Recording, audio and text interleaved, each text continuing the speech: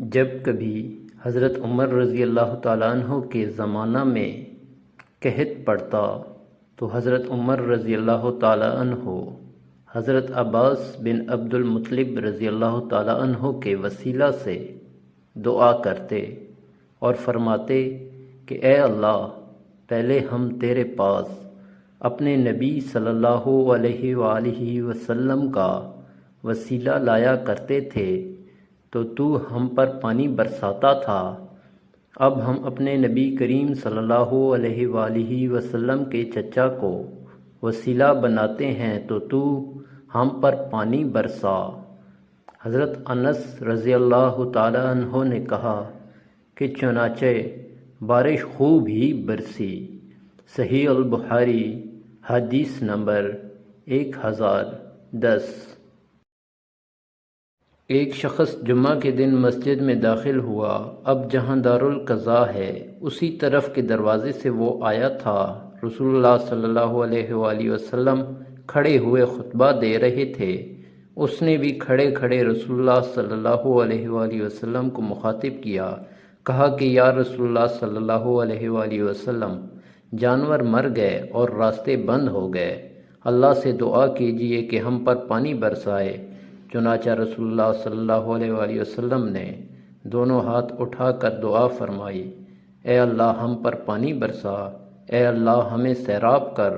انس رضی اللہ تعالیٰ عنہ نے کہا، خدا کی قسم، آسمان پر بادل کا کہیں نشان بھی نہ تھا اور ہمارے اور صلاح پہاڑ کے بیچ میں مکانات بھی نہیں تھے۔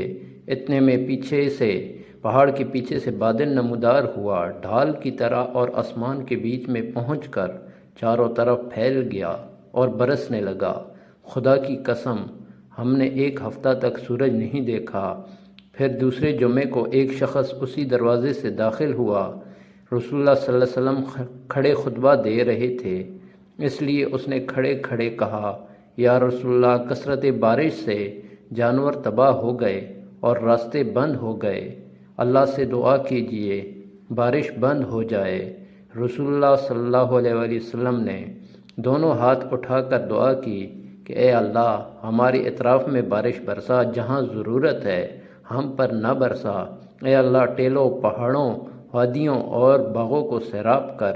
چنانچہ بارش کا سلسلہ بند ہو گیا اور ہم باہر آئے تو دھوپ نکل چکی تھی۔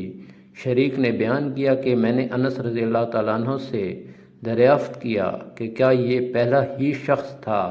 انہوں نے جواب دیا، مجھے معلوم نہیں۔ صحیح بخاری حدیث نمبر 1014۔ رسول اللہ صلی اللہ علیہ وآلہ وسلم جب رات میں تہجد کے لیے کھڑے ہوتے تو یہ دعا پڑھتے، جس کا ترجمہ یہ ہے، اے میرے اللہ، ہر طرح کی تعریف تیرے ہی لیے زیبا ہے۔ تو آسمان اور زمین اور ان میں رہنے والی تمام مخلوق کا سنبھالنے والا ہے، اور حمد تمام کی تمام بس تیرے ہی لیے مناسب ہے۔ آسمان اور زمین اور ان کی تمام مخلوقات پر حکومت صرف تیرے ہی لیے ہے اور تعریف تیرے ہی لیے ہے۔ تو آسمان اور زمین کا نور ہے اور تعریف تیرے ہی لیے زیبا ہے۔ تو سچا ہے، تیرا وعدہ سچا، تیری ملاقات سچی، تیرا فرمان سچا ہے۔